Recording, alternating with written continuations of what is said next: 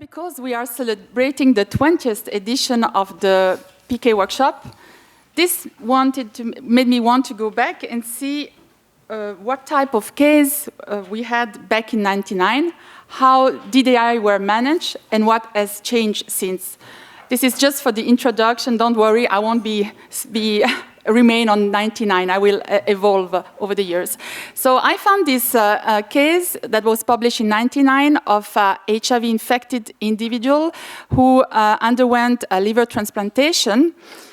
And the patient was on a typical boosted protease inhibitors back then, saquinavir boosted with ritonavir. And he started on tacrolimus 4 milligram twice daily.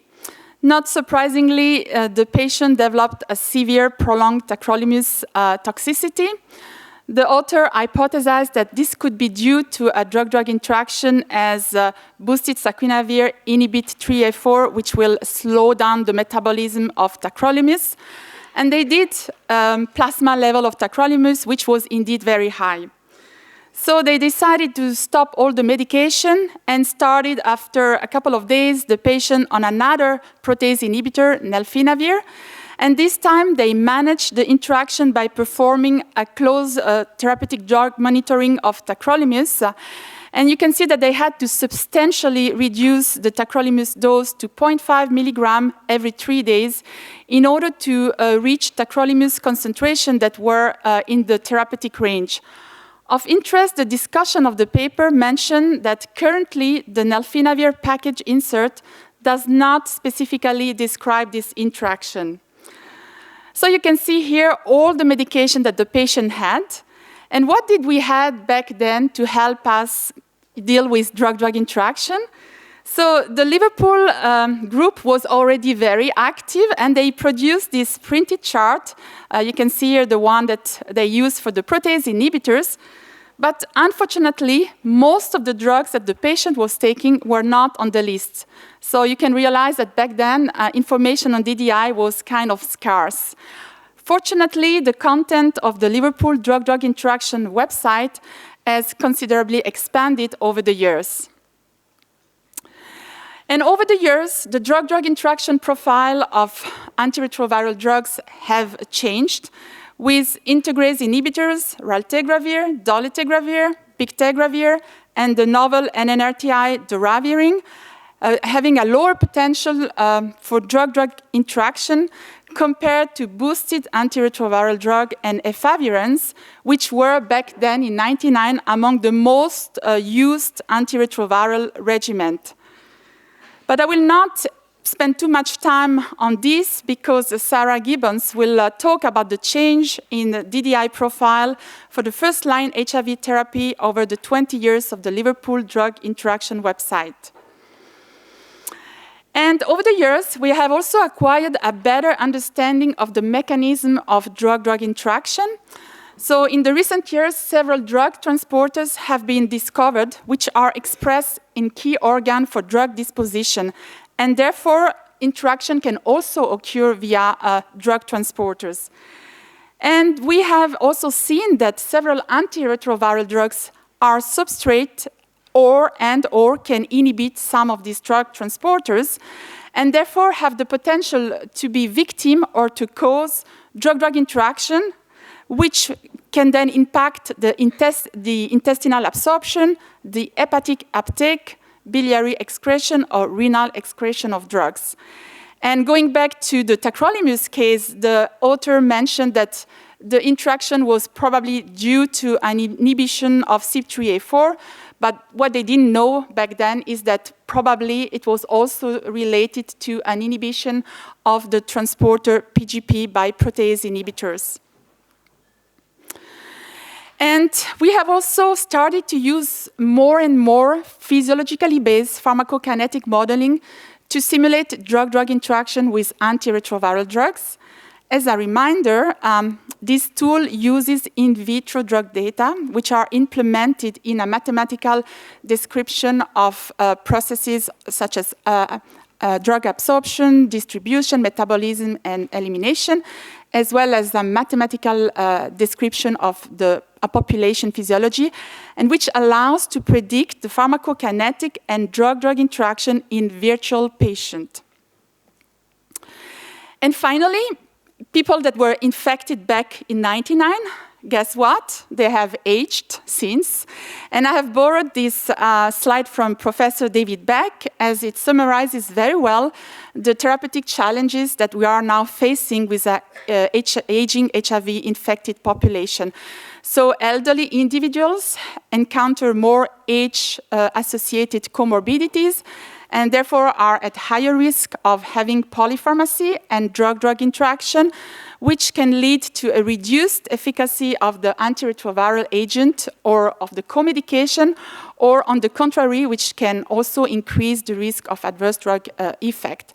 And another important thing with aging is that it is associated with physiological changes which can impact the pharmacokinetic and pharmacodynamic effect of drugs, so that elderly individuals are at higher risk of being treated with inappropriate drug, of presenting adverse drug reaction, which can then start a prescribing cascade.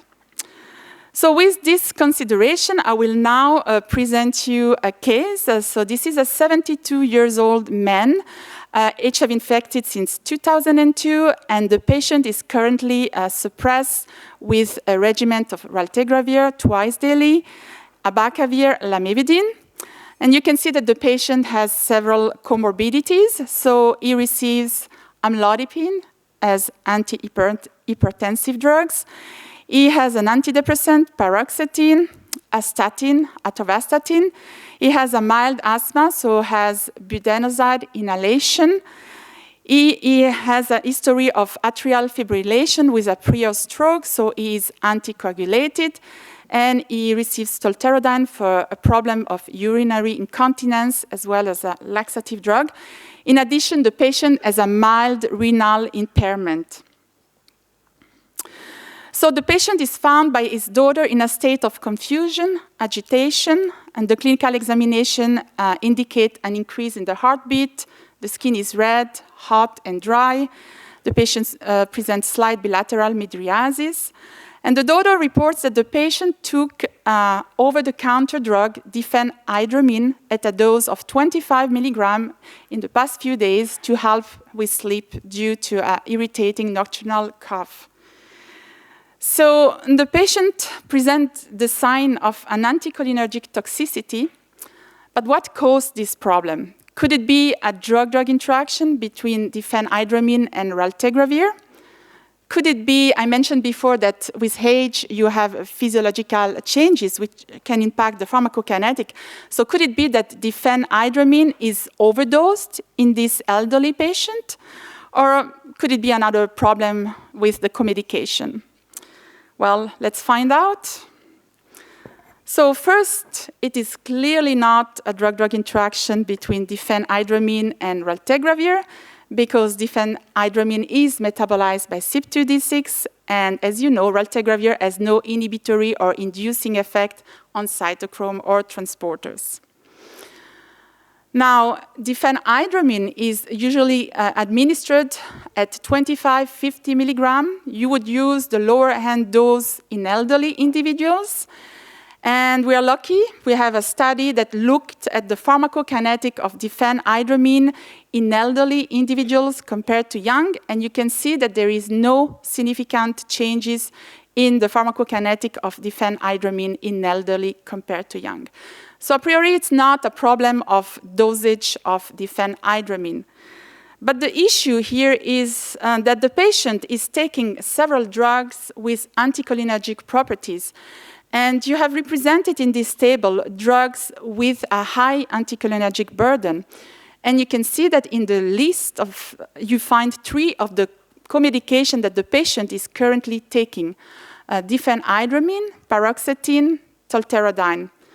But why is that a problem? Well, you have to know that anticholinergic drugs are considered as inappropriate for use in elderly, because elderly individuals are more sensitive to anticholinergic effect due to a significant decrease in a cholinergic receptor in the brain. And drug with anticholinergic properties can impair the cognition.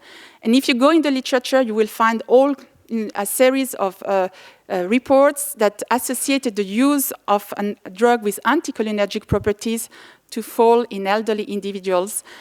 And of course, they can cause all other kinds of anticholinergic side effects, which are listed here.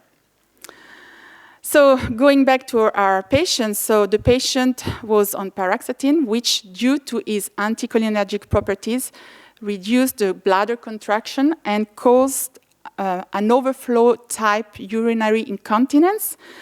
Unfortunately, the cause of the urinary incontinence was misdiagnosed as the patient was treated with tolterodine, which is normally used to treat overactive bladder. But here the problem is that the prescription of a second drug with anticholinergic properties increase the risk of having anticholinergic side effect. And indeed, the patient presented a series of anticholinergic side effects, which led to the prescription of more drug to treat this side effect. And finally, the use of a third drug with anticholinergic properties precipitated the anticholinergic toxicity. So what did we do in this case? Well, basically, we replaced paroxetine by another antidepressant, escitalopram, which has no anticholinergic properties, so that all the drugs that were used to treat the anticholinergic side effect were not needed anymore. So I think up to now we can say that the use of inappropriate drug can lead to adverse drug events, which can start a prescribing cascade, which can lead to polypharmacy, and polypharmacy in turn can increase the risk of inappropriate drugs and the risk of drug-drug interaction. So you see that this is a vicious cycle. I'd like to show you a list of common prescribing cascades which can be encountered in elderly individuals. So you have, for instance, the prescription of anti-inflammatory drugs, which can raise the blood pressure and which can lead to the prescription of an antihypertensive drugs, or the use of amlodipine, which can cause ankle edema and which will lead to the prescription of a diuretic. Here you can see the top 10 drug classes to avoid in elderly individuals living with HIV. So it's essentially drugs which have strong anticholinergic properties, such as the first-generation antihistamine drugs or tricyclic antidepressant. But you can find also in the list the long-acting sulfonylurea because they can cause severe hypoglycemia. So the patient is doing better, recalls having problems remembering things, notably to take the evening medication. And unfortunately, he developed a resistance to the integrase inhibitors. Dolutegravir would still work, but would require a twice-daily dosing. But the patient preferred to have a once-daily dosing to prevent the same issue. So he is switched to darunavir boosted with ritonavir once daily. You have presented here the current medication. So my question is, which co-medication need to be changed or might require a dosage adjustment when switching from raltegravir to darunavir boosted with ritonavir? Well, to answer this question, we need to know a bit more about the metabolic pathways of these drugs. So, as I mentioned before, raltegravir has the advantage of having no inhibitory or inducing effect on cytochrome or drug transporters, whereas, as you know, boosted darunavir has inhibitory effect on cytochrome and transporters, and you can see that it also induces some cytochrome. Now, if we look at the metabolic pathway of the co-medication of the patient, well, you can see that actually there is a risk of DDI with all of the co-medication of, that the patient is taking. And you have, on top of that, rivaroxaban, which is a drug with a narrow therapeutic index, so the co-administration with boosted darunavir is likely to be problematic.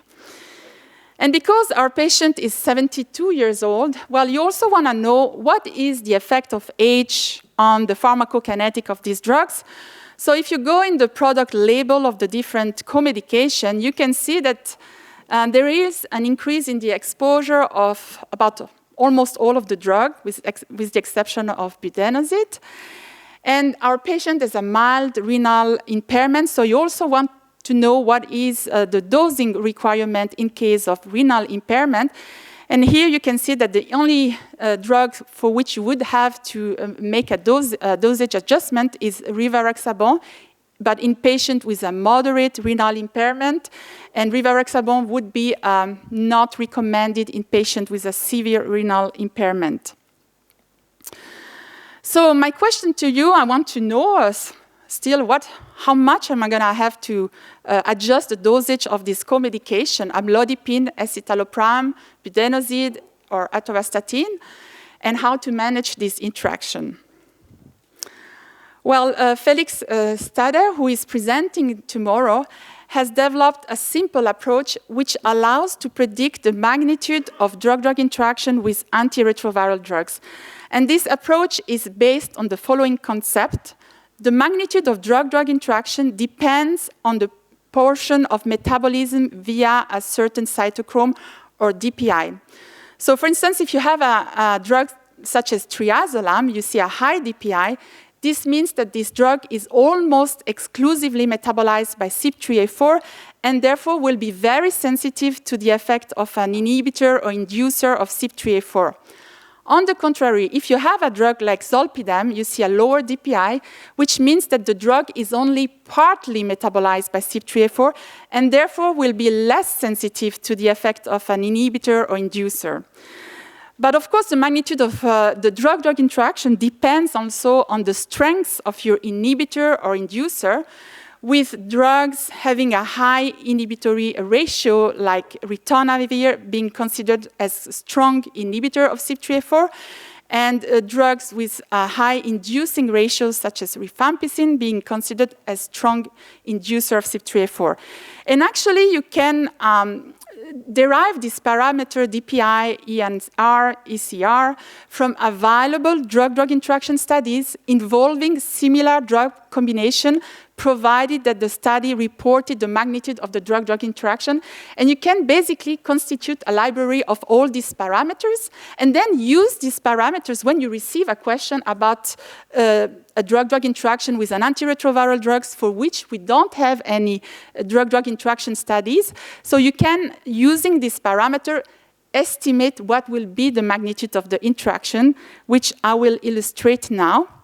So first of all, I would like to show you that you might wonder, well, it's too simple to work, but actually it works because this is the predictive performance of this method, and you can see that 98 and 85% of the predicted magnitude of drug-drug interaction were within twofold and 1.5-fold range of the observed clinical data. So the method is validated with available clinical data. So this is the equation that you would use to estimate the magnitude of an interaction with an inhibitor.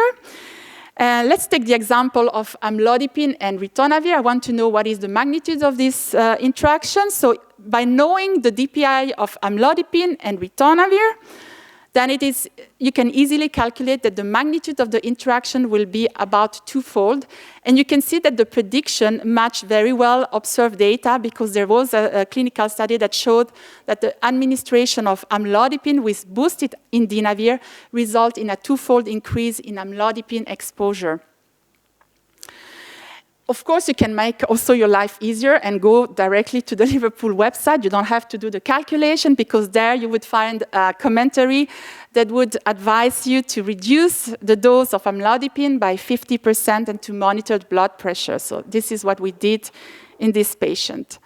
Now, looking at the magnitude of interaction between ritonavir, boosted darunavir, and escitalopram, you can see that this results in a 10% increase in the escitalopram exposure. This is really a weak magnitude interaction, which is explained by the fact that escitalopram is metabolized by 3 different cytochromes. So this tends to mitigate the magnitude of drug-drug interaction because if you inhibit a cytochrome, you still have the other cytochrome that can perform the metabolism.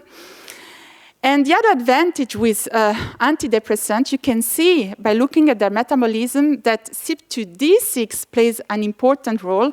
And you perhaps know that ritonavir, when used as a pharmacokinetic booster, is only a weak inhibitor of CYP2D6. And this is illustrated by the study, the DDI study with the dizipramine. This is a pure CYP2D6 substrate. And if you look at the Liverpool drug-drug interaction website, indeed, the recommendation is that no a priori dosage adjustment is needed.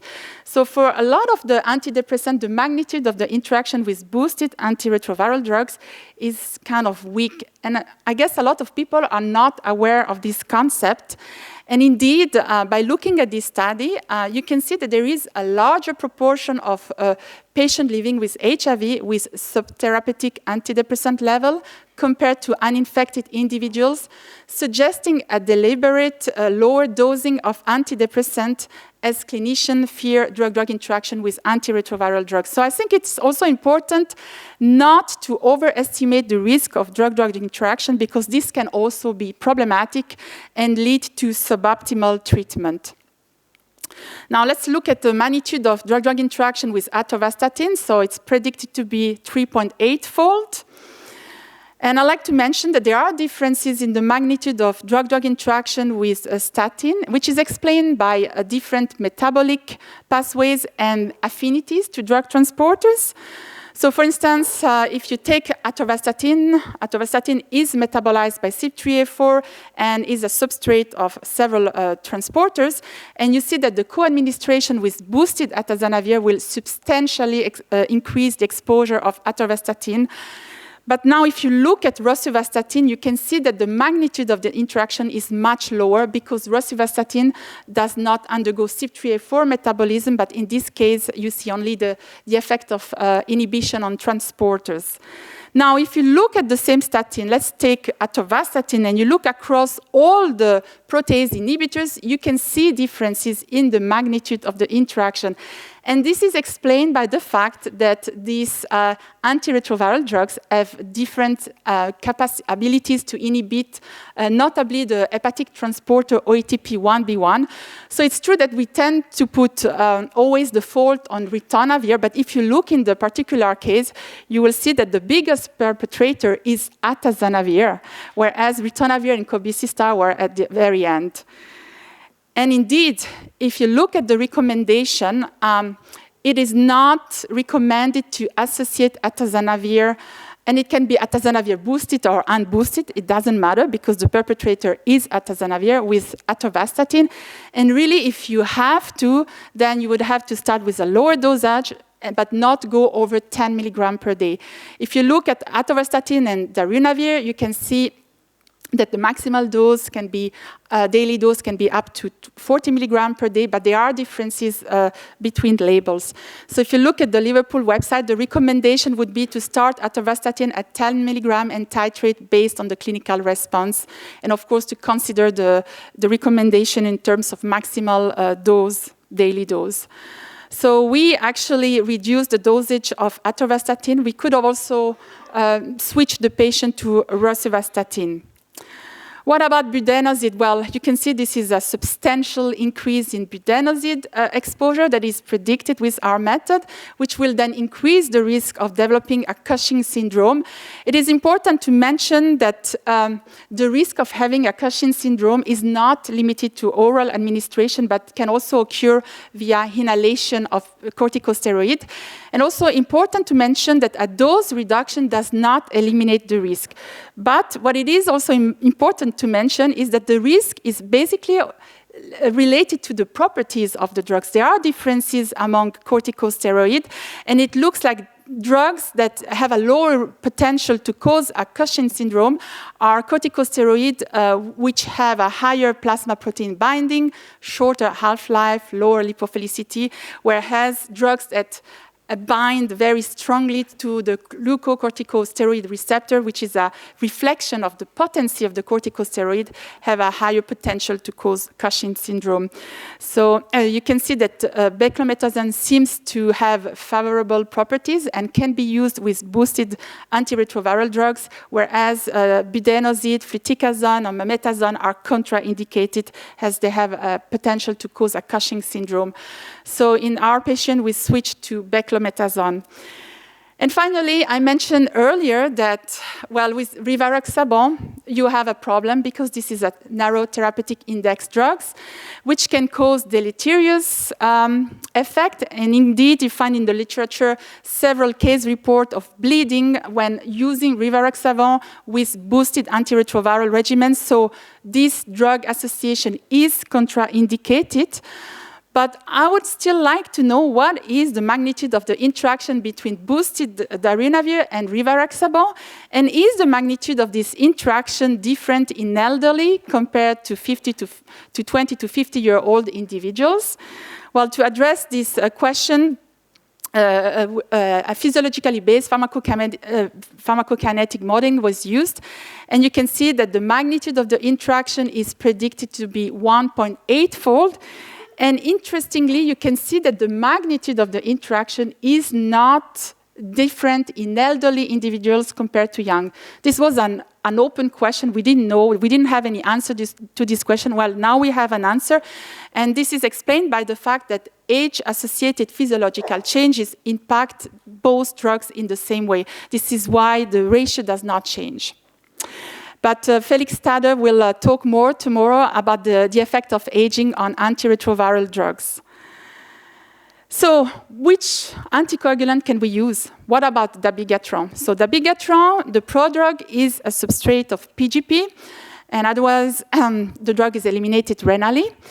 And we are lucky there is a drug-drug interaction study that has demonstrated that the co-administration of dabigatran with darunavir boosted with ritonavir, and represented here in red, cause an interaction of quite, not too pronounced at the level of the pharmacokinetic and pharmacodynamic effect, which is likely explained by a mixed inhibitory inducing effect of ritonavir on PGP. But so it would be possible to co-administer with darunavir boosted with ritonavir, but what about our patient? Our patient has a mild renal impairment. And here we have this simulation that uses PBPK modeling of the dosing requirement in patients with PGP inhibitors such as verapamil and with different degree of renal impairment. And if we look at the mild renal impairment, and considering the lower limit associated with a risk of increased stroke and the upper limit associated with a risk of major bleeding, it seems that dosage of 110 milligram twice daily is appropriate. Looking at the Liverpool drug interaction website, so it says the co-administration is possible in patients without renal impairment, but caution is needed in case of mild or moderate renal impairment, as the dabigatran dose might be needed to be reduced. So, as mentioned, we changed the patient to dabigatran 110 milligram twice daily. But what about Apixaban?